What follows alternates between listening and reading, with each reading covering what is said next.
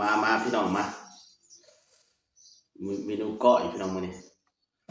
ก้อยผักหอยพี่น้องก้อยใส่มะกอกแซ่บ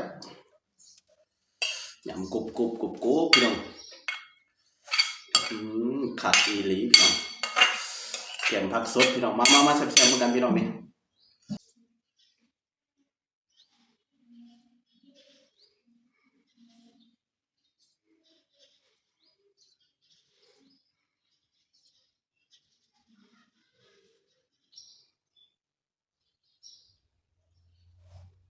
กราบทักทายสบายดีและสวัสดีพ่อแม่พี่น้องสู่คู่สู่คนยินดีต้อนรับสู่ช่องบอโต้ไลฟ์สไตล์มาพี่น้องมามื้อนี้ได้ก้อยหอยพี่น้องก้อยหอยเซอรี่มีแต่หัวใหญ่ๆพี่น้องเลยยำกรุบเลยขัดอีหลีพี่น้องเนี่ยพี่น้องต้องก้อยใส่มะกอกพี่น้องมีแต่หัวใหญ่ๆ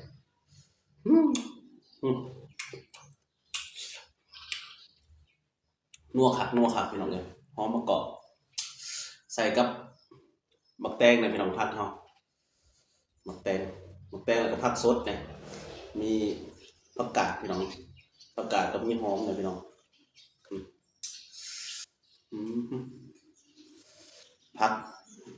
ผักหลายๆพี่น้องเอามาสวนหนึ่งเลยผักกินอยู่ในห้องพี่น้องบ่ได้ไปทางใดแซ่บบ่ได้กินโดนแล้วก้อยหอยพี่น้องมาพี่น้องมาจวดนำกันมาแซ่บนำกันอดบ่ล้นทนบ่ได้เลยพี่น้องมาแซ่บๆเลยพี่น้องเลยคำแรกแห้งมันจวดโลดว่าแล้วมันสิยาวพี่น้องพักเฮามาคนที่อยากใส่มือเลยพี่น้องเด้อพี่น้อง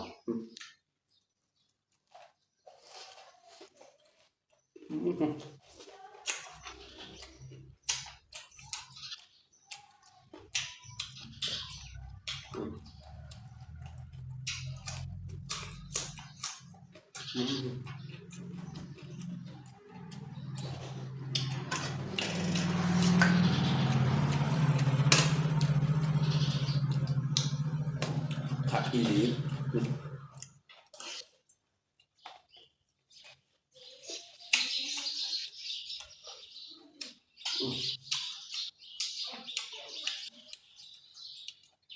บ่ต้องเว้าหลายพี่น้องเว้าหลายมันสิยาว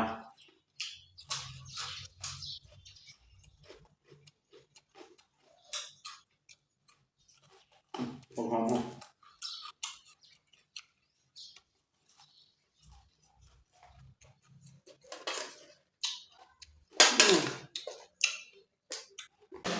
ขัดกับบักนาวใส่มะกอก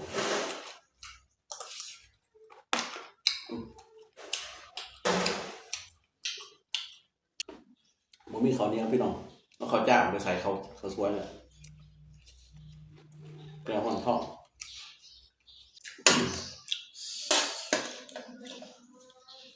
หลายเดือนแล้วบ่ได้กินพี่น้องหอย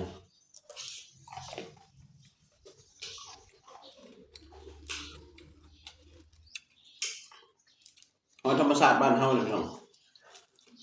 หอยอยู่น้ำร้องน้ำไหน้ำนาชาวบ้านเฮาหรอก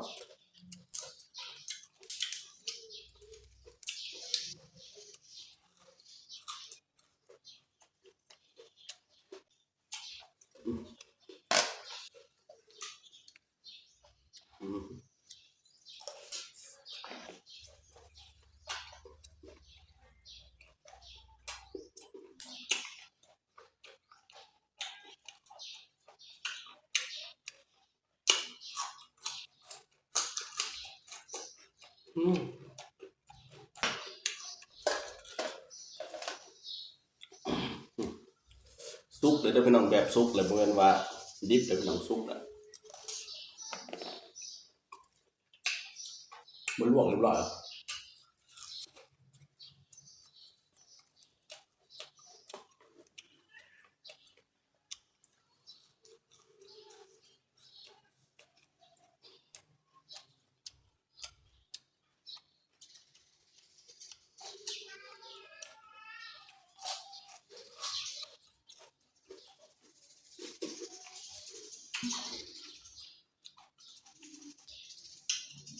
แต่ข้าวตะกี้แต่พอแต่แม่เฮาน่ะเพิ่นสั่งในห้อยอันนี้พี่น้องเลยพี่น้องเพิ่นสั่งแต่ข้าวแต่ก่อนเพิ่นสั่งมันพอหยังเพราะว่ามันกัดกกเข่าพี่น้องเวลามันเกิดมันมีน้ำไหน้ำนาแล้วมันกัดต้นเข่าอะนะพี่น้องไม่เห็นให้มีความเสียหายก็คือปัจจุบันนี่บ่มีพี่น้องห้าสิกัดต้นเข่าก็บ่มีมันเป็นราคามันเพิ่นเก็บไปขายมันพี่น้องเลยอืมโดยเฉพาะอยู่แถวอันพี่น้องฝั่งไทยนี่เฮ็ดเขาเจ้าเลี้ยงหลายอยู่หอยเชอรี่เด้อแต่ว่าอยู่ลาวมันยังหาพอได้อยู่แต่ว่า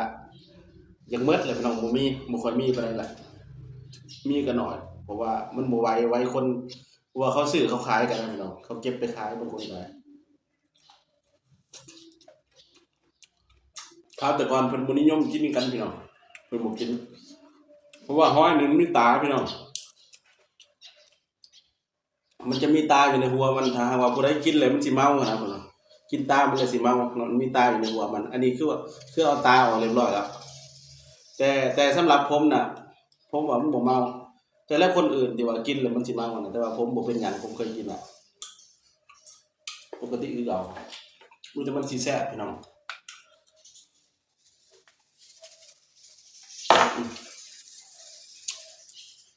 กินข้าวแก่หอนทอง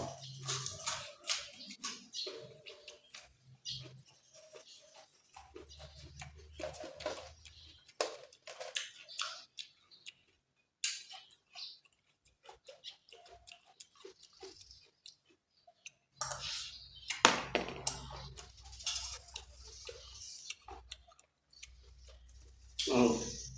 ก้อยใส่มะกอกนี่ก็แซ่บไปแบบหนึงหอมๆมะกอกโอ้ยโถเอาดูครับดู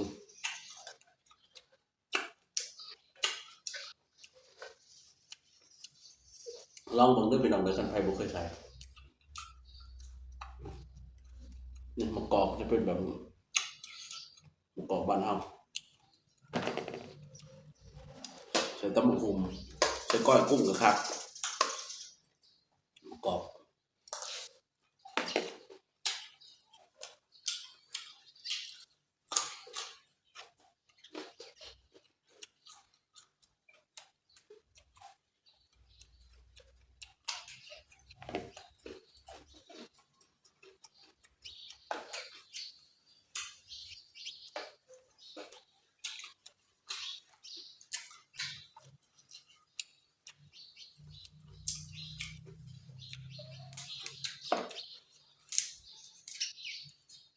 ผักนี่ผักปลูกเองพี่น้อง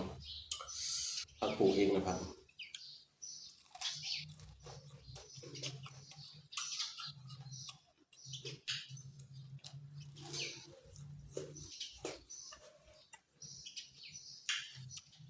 ปลูกเองกินเฮาก็บ่ระวังปานใดพี่น้องเพราะว่าเป็นผักที่เฮาปลูกเอง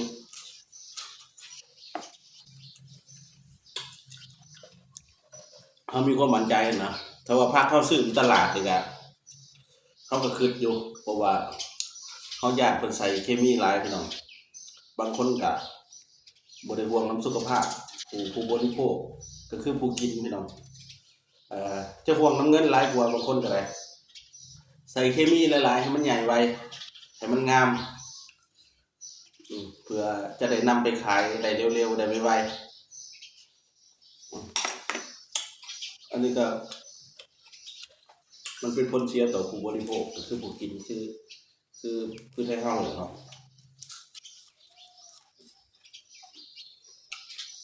ถ้าเฮาปลูกเองเฮากำหนดเอาเองได้บ่เป็นหยัง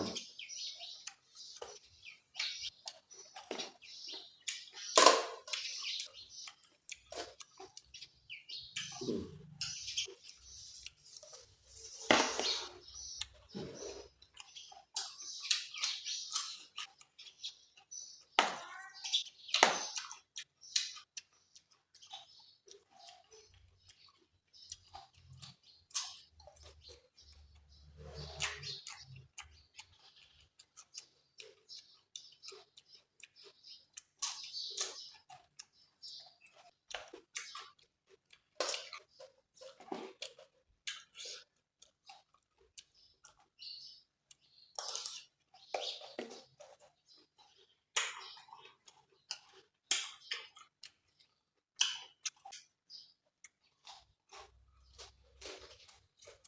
เริ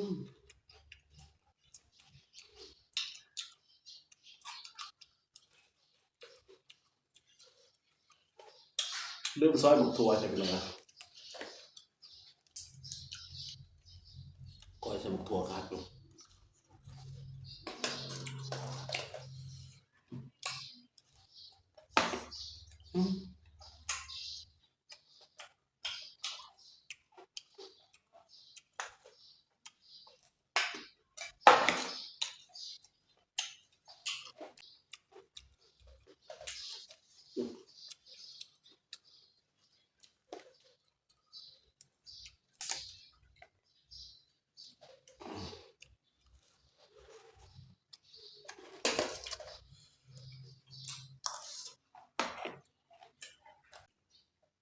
อากาศก็เริ่มร้อนแล้วพี่น้องวันนี้หมู่บ้านมื้อซื่นเนี่ยหนาวพี่น้อง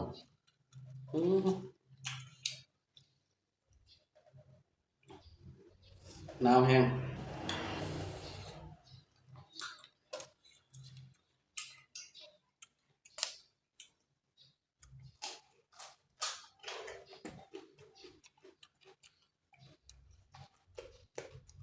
มันเปลี่ยนแปลงตลอด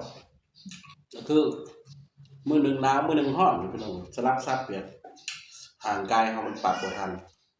เป็นหวัดเป็นไอ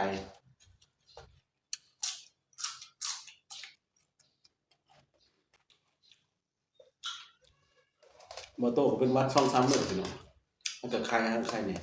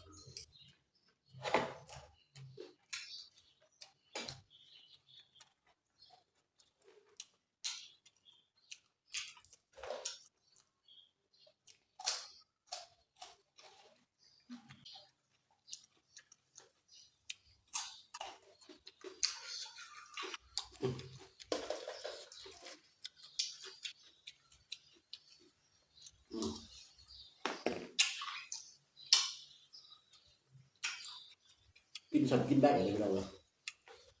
เขาสิไปกินจนเห็นคือว่าหิวตลอดเป็นตาแซ่บแล้วก็เดียวมันเห็นบ่ได้พี่น้องเพราะว่าเขากินได้สำนี้ฮะ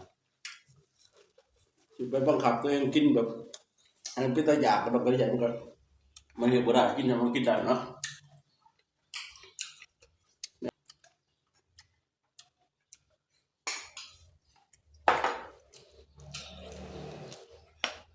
เห็นคลิปก็บ่ค่อยปังพี่น้องเอ้ยวิวหลักร้อยก็ทั้งยาก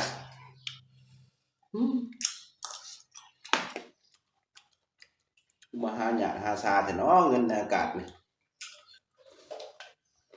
เพื่อสิได้บ่ได้ง่ายพี่น้องเอ้ยเพื่อสิได้บ่ได้ง่าย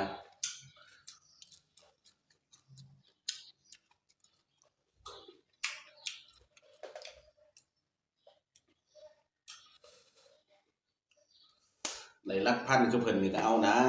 ได้หลักพันก็เอาบ่ฮอดหมื่นฮอดแสนคือเพิ่นก็ดีได้พันหนึงก็ยังดีใจนะพี่น้องนี่หลักร้อยก็ทั้งยากอันนี้โอ้พี่น้องเอ้ยว่ามันละเมื่อยยอดวิวเนาะ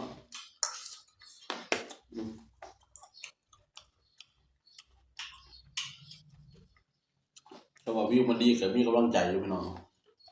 บางเทื่อก็ขึ้นท้อเมื่อยบางเทื่อก็ได้บ่พอสิได้ก็เราก็เดียวพี่น้อง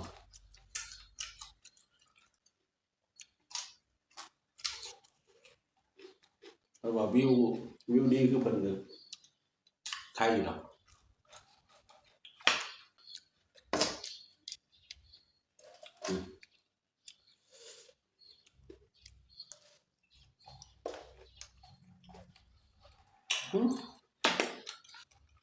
บ่เหลือพี่น้องคนแบบนี้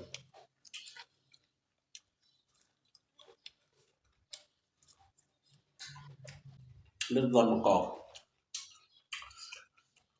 พอดีเฮ็ดพอดีพี่น้องก็คือบ่ให้เรือนะพอดีอิ่ม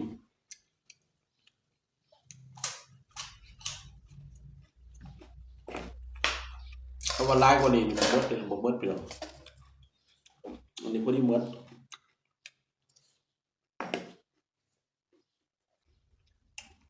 ขึ้นยาอยู่แต่มื้อเช้านี่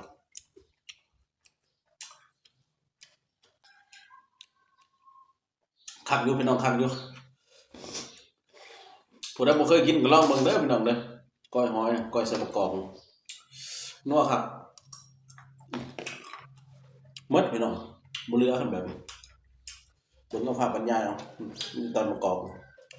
ตอนหอยหมดอะน้อยเด้อพี่น้องมะกอกเด้อมะกอกที่ใส่ก้อยใส่กันคักเอาสำหรับคลิปนี้เอาไว้สำนี้เด้อพี่น้องเนาะขอบใจหลายๆผู้ที่ว่าเข้ามาเบิ่งแต่ต้นจนจบนะพี่น้องเนาะเอาจังได๋ก็ฝากพี่ฝากน้องเป็นกำลังใจให้กันเด้อพี่น้องมาเบิ่งให้แหน่วิวก็บ่ขึ้นวิวก็บ่ดีช่วงนี้ก็ได้บ่ว่าช่วงนี้แหละแต่ได้มาพี่น้องนะได้น้อยเดียวลงคลิปใดก็ดีบางเทื่อก็ขึ้นท้ออยู่ดอกแต่ว่ามันบ่มีแนวเฮ็ดพี่น้องเอ้ยเฮ็ดจังได๋กับเฮาเพิ่นมักแหน่มักในสายนี้ก็เลยเฮ็ดคันเฮาบ่มักใจบ่มักแหน่บ่อดแหน่ก็คือสิเฮ็ดบ่ได้พี่น้องน้อยๆหนึงก็อย่ามันดีกว่าทิ่มไปซื่อๆเนาะเพราะว่าเฮามักเด้แล้วได้เฮามักเฮาได้ลงมือเฮ็ดแล้วก็ต้องสู้เนาะจังได๋ก็อาศัยกำลังใจจากพี่จากน้องจาก FC ทุกคนนี่แหละเข้ามาเบิ่งให้เนาะพี่น้องเนาะฝากไลค์ฝากแชร์เด้อสำหรับคลิปนี้เอาไว้ส่ำนี้ก่อนนะพี่น้องเนาะบ่าวโต้ขอกล่าวคำว่าสบายดีสวัสดีครับบ๊ายบาย